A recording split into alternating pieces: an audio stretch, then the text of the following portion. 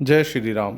ये सुंदर कांड के ऊपर दूसरी वीडियो है और ये वहाँ से स्टार्ट होती है जहाँ श्री हनुमान सुरसा से आगे बढ़ते हैं। उन्हें एक निशाचर मिलता है, उसके बाद वो लंका पहुँचते हैं, एक पर्वत पे चढ़ के सारी लंका का दृश्य देखते हैं और फिर लंका के परकोटे पे लंकिनी मिलती है उन्हें, जिसका काम है कोई लंका में प्रवेश ना कर सके। तो उन सारे दृश्यों का वर्णन मैं इसमें करूंगा, आप मेरे साथ रहें। जय श्री राम। अब हनुमान ने सुरसा से आगे गए और कितनी परीक्षा है। निशिचर एक सिंधु में रहरी, करि माया नभ के खग गहरी, जीव जंतु जे गगन उड़ाही, जल बिलोक तिनकी परछाई, गहरी छासक सोन उड़ाई, एहि विधि सदा गगन चर खाई, सोई छल हनुमान कह कीना, तासु कपट कपि तुरत ही चीना, ताहि मार मारुत सुत बीरा, बारद पार गए मत धीरा, तहाँ जाए देखी वन शोभा, गुंजत चंचरीक मधुरोगा। तो उसके बाद उसे आगे निश्चर, पहले तो निश्चर का अर्थ होता है जो रात में चलता फिरता है, वो क्या निश्चर। निश्चर एक सिंधु में रही, उस समुद्र में निश्चर रहता था। करि माया नभ के खग गहरी, रहता समुद्र में है लेकिन खाता क्या है, आसमान में उड़ने वाले जीवों को खाता है। जीव जंत जे गगन उड़ाही, जल बिलोक तिनके परछाई, जो ऊपर उड़ते हैं उनकी समुद्र में उनकी परछाई को पकड़ लेता है, और जब उनकी परछाई को पकड़ लेता है तो वो उड़ना बंद हो जाता है उनका। उसमें इतनी शक्ति है, सिर्फ परछाई को पकड़ लेने से उनका उड़ना बंद हो जाता है। गहरी छां सक सोने उड़ाई, जिनकी छां पकड़ लेता है वो उड़ नहीं सकते हैं। यही विधि सदा गगनचर खाई, वो हमेशा इसी तरह गगनचर को खाता है। सोई छल हनुमान कह कीना, तासु कपट कपि तुरत ही चीन्हा। तो ऐसा ही उसने हनुमान के साथ किया और उसके कपट को हनुमान ने तुरंत ही समझ लिया। ताहि कपट कपि तुरत ही चीन्हा, ताहि मार मारुत सुत बीरा, बारद पार गए मत धीरा। तो हनुमान क्या करते हैं, हनुमान के पास 8 सिद्धि और 9 निधि है, और उनमें से एक सिद्धि ये भी है कि वो अपना वजन कभी भी चाहे शरीर बढ़ा ले, वॉल्यूम बढ़ा ले या वेट बढ़ा ले। तो हनुमान जैसे ही वो परछाई पकड़ता है तो हनुमान अपने वजन को इतना अधिक बढ़ा लेते हैं कि जब वो ऊपर से आसमान से गिरते हैं तो उसके मुंह को चीरते हुए नीचे निकल जाते हैं। हनुमान के गिरने से वो मर जाता है। ठीक है। ताहि मार मारुत सुत बीरा, बारद पार गयो मत धीरा, और उसको मार के हनुमान समुद्र के पार चले जाते हैं। अब ये मैनेजमेंट एक्ट में ये सेकंड लास्ट क्या कंपैरिजन है कि जब भी आप बहुत कामयाब होते हो तो सबसे पहले चीज क्या आती है, डुप्लीकेसी। आपके इक्वलेंट दूसरे जो आपकी परछाई है, कोई आपका नाम कॉपी करता है, कोई आपका स्टाइल कॉपी करता है, कोई आपकी चीज़ें कॉपी करता है, और वो जो है वो है जो परछाई हैं, जो इसी बात पे जीते हैं कि जो बहुत ऊंचाई पे पहुंच जाता है वो समुद्र में रहते हैं, वो अंडरग्राउंड है, बिलो ग्राउंड है। लेकिन वो बिलो ग्राउंड वाले क्या कर रहे हैं, जो आसमान में जो सबसे ऊंचा उड़ता है उसकी नकल करते हैं और उसको नाकामयाब बना देते हैं। और उनका तरीका क्या है, अपने आप को इस तरीके से बना लेना, इतना बड़ा बना लेना कि उसको खत्म कर सके। और उसके बाद हनुमान समुद्र को पार कर जाते हैं। तहाँ जाय देखी वन शोभा, गुंजत चंचरीक मधुरोभा। और उसके बाद लंका की प्रशंसा की है थोड़ी सी तुलसीदास जी ने। हालांकि तुलसीदास जी बाद में कहते हैं कि लंका कोई प्रशंसा के लायक चीज नहीं है, लेकिन फिर भी इतनी अच्छी है कि मैंने उसकी प्रशंसा में 4 शब्द कहे हैं कि तहाँ जाए देखी वन शोभा, वहां जाके उन्होंने वनों की शोभा देखी, प्रकृति की शोभा देखी। गुंजत चंचरीक मधुरोभा, सारे फूल खिले हुए हैं और सबके ऊपर भंवरे तितलियां मंडरा रहे हैं। नाना तरु फल फूल सुहाए, खगमग बंद देख मन भाए। नाना तरु अनेक प्रकार के फलों के और फूलों के पौधे हैं। खग मृग वृंद देख मन भाए। खग मतलब पशुओं के, पक्षियों के, खरगोशों के, सबके समूह के समूह, झुंड के झुंड, मतलब बेखौफ घूम रहे हैं। उनमें कोई ऐसा नहीं है है और छुपे हुए, ऐसा नहीं है, बेखौफ विचरण कर रहे हैं। खगमृग ब्रंद देख मन भाए, सैल बेसाल देख एक आगे, तापर धाय चढ़े भय त्यागे। उसके बाद उन्होंने एक बहुत विशाल पर्वत देखा और हनुमान उसके ऊपर चढ़ गए। तो यहाँ भय त्यागे का अर्थ है कि जब उन्हें पता है कि रावण की लंका है और वो इतना बलशाली है, लेकिन उन्हें कोई भी किसी तरह का भय नहीं है कि क्या हो सकता है। तो सैर बेसाल देख एक आगे, तापर धाय चढ़े भय त्यागे। उमा ने कुछ कपि के अधिकाई, प्रभु प्रताप जो काल ही खाई। गिर पर चढ़ी लंका तहि देखी, कहीं न जाए अति दुर्ग विशेषी। तो ये रामायण शिव जी पार्वती जी को सुना रहे हैं। तो वो क्या कहते हैं, उमा ने कुछ कपि के अधिकाई, वो कहते हैं कि हे पार्वती, इसमें हनुमान जी की कोई बहुत महानता नहीं है। प्रभु प्रताप जो काल ही खाई, जो ये मतलब भगवान की कृपा से तो ये काल को भी खा सकते हैं, इनको किस बात का भय। गिर पर चढ़ी लंका तहीं देखी, कहीं न जाए अति दुर्ग विशेषी। और लंका पे चढ़ के हनुमान ने उस पर्वत पे चढ़ के हनुमान जी ने लंका को देखा, और इतना विशाल दुर्ग है कि उसकी बढ़ाई भी नहीं की जा सकती, उसकी एक्सप्लेनेशन भी नहीं की जा सकती। अति उत्तंग जलनिधि चहुपासा, कनक कोट कर परम प्रकाशा। तो बहुत ऊंचा है और उसके चारों तरफ समुद्र है और वो सोने के बना हुआ है और चारों तरफ उसका प्रकाश फैल रहा है उस लंका का। तो तुलसीदास कहते हैं, यही लगी तुलसीदास इन्हीं की कथा, कछु एक है कही। रघुबीर सर तीरथ शरीर ही, त्याग गति पै है सही। तो तुलसीदास कहते हैं कि लंका का जो वर्णन है उसकी जरूरत नहीं है, परंतु ये जितने भी लंका के निवासी हैं ये सब राम के तीर से परलोक सिधारेंगे, इसलिए मैंने इनकी कुछ कथा कही है। यही लगी तुलसीदास इनकी इन्हीं की कथा, कछु एक है कही। रघुबीर सर तीरथ शरीर ही, त्याग गति पै है सही। तो क्या कथा है कि कनक कोट विचित्र मणिकृति, सुंदर आय तना घना। चौहट हट्ट सुबट्ट बीथी, चारु पर बहुविधि बना। कि जो ये सोने का किला है, चारों तरफ उसकी जो दीवारें हैं वो सोने की हैं और उस पर बहुत ही सुंदर मणि जड़ी हुई हैं। कनक कोट विचित्र मणिकृत, सुंदर आय तना घना। तो कोट का क्या काम होता है, किसी किले का क्या काम होता है? किले के दो काम होते हैं, एक जो बाहर से उसके ऊपर जो हमला करता है उससे रक्षा करना, और एक जो अंदर लोग हैं उनको बांध के रखना। तो हम अधिकतम जो किले बनाते हैं वो किसके बनाते हैं? पत्थरों के। लेकिन जो राक्षस रूपी लोग हैं उनको सबसे आसान बांध के रखने का तरीका क्या है? सोना, मणि। तो रावण ने उन सबको किससे बांध के रखा हुआ है? सोने के किले से। तो कहते हैं कनक कोट विचित्र मणिकृत, सुंदर आय तना घना। जो चारों तरफ का जो किले का जो कोट है वो सोने का है और उसपे बहुत तरह की मणि रची हुई है। चौहट हट्ट सुबट्ट बीथी, चार उपुर बहुविधि बना। और जो अंदर उनके घर हैं वो बहुत ही सुंदर है, बहुत ही सुंदर घर बने हुए हैं। उसमें जो उनके बाजार हैं, चौराहे हैं, सुंदर मार्ग हैं और गलियां हैं। गजबाज खच्चर निकर पदचर, रथ बरूथहु को गने। गज मतलब हाथी, बाज मतलब घोड़ा, खच्चर मतलब खच्चर, हाँ गधा और घोड़े का जो है भी होता है। गजबाज खच्चर निकर पदचर, और पदचर मतलब पैदल चलने वाले। निकर पदचर रथ बरूथहु को गने। और रथ वो सब इतने हैं कि उनकी गणना भी नहीं हो सकती है पूरे शहर में। जो फैसिलिटीज हैं उनकी बात कर रहे हैं। गजबाज खच्चर निकर पदचर, रथ बरूथहु को गने। बहुरूप निश्चर जूथ अतिबल, सैन बरनत नहीं बने। कि जो निश्चर हैं, जो राक्षस हैं, वो इतने रूपवान हैं, इतने ज्यादा रूप वाले हैं और इतनी बड़ी बड़ी सेनाएं हैं कि उनका वर्णन भी नहीं हो सकता है।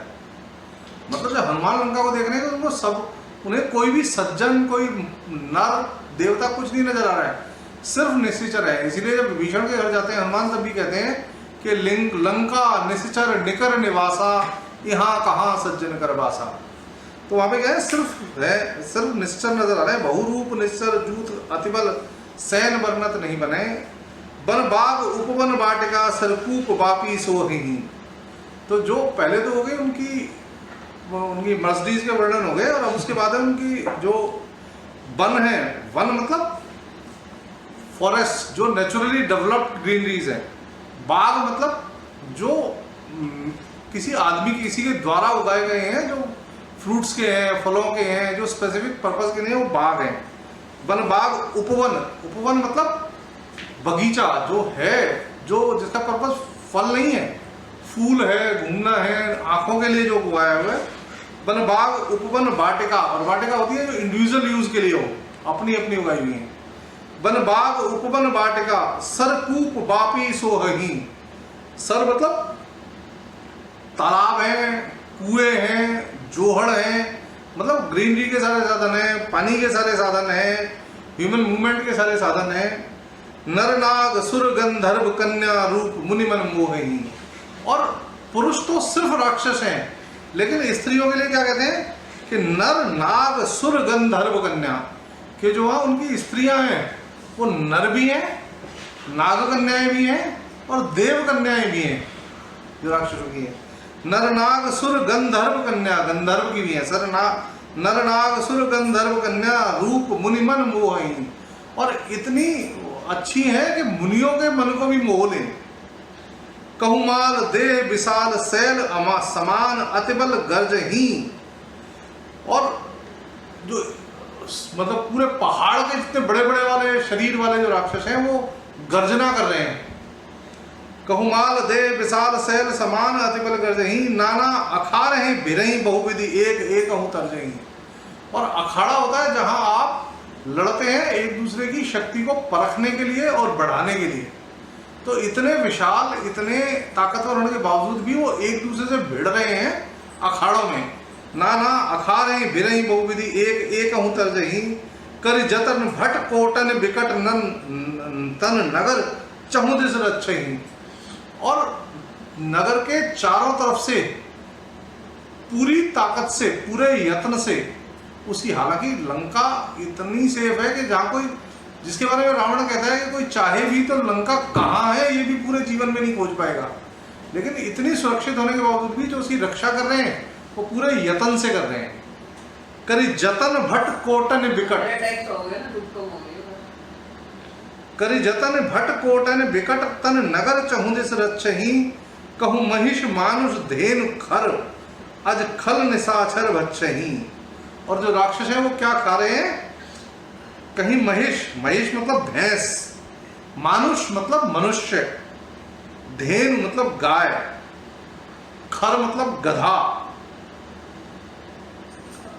कहीं महिष मानुष धेनु खर अज खल निशाचर भक्षही, उनको जो खर है, खर मतलब होता है जो दुर्बुद्धि, और निशाचर मतलब राक्षस जो रात को जागता है।